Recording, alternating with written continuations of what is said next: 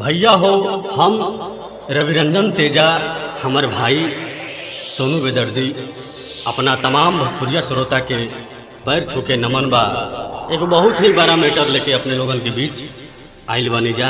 एगो छोट लड़का जेकर नाम बा आयंश, वो जिंदगी और मौत से जूझ रहा बा।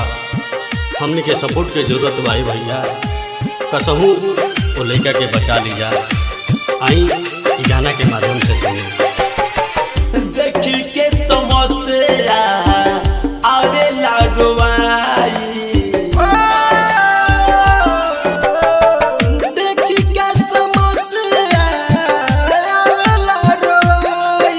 अब आयंश के जान बचा लाए भाई, अब आयंश के जान बचा लो ये भाई।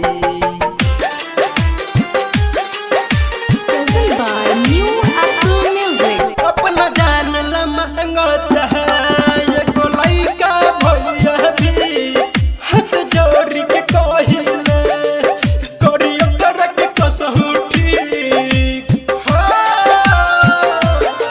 अपना जान ला महंगा एगो लइका भैया भी, हाथ जोड़ी के कहिले करियो कर के कसहु ठीक। हाथ जोड़ी के कहिले करियो कर के कसहु ठीक।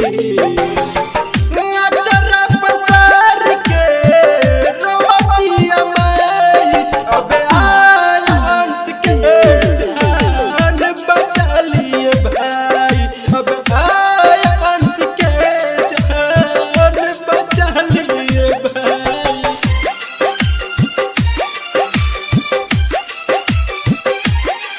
बाप माई के ओकरा बीन रात में आवत नहीं खेने, रवि सवनु करे गोहार हबत हनिस बाटे उमेद।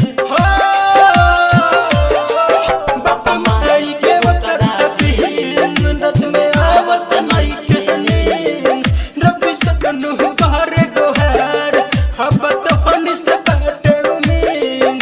रवि सवनु करे गोहार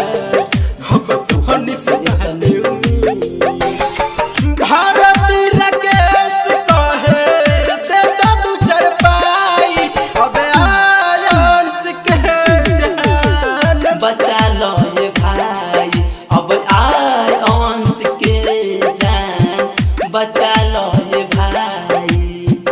नमोन studio new apples Motihari. Alok Bharati Motihari, contact number 8507063299।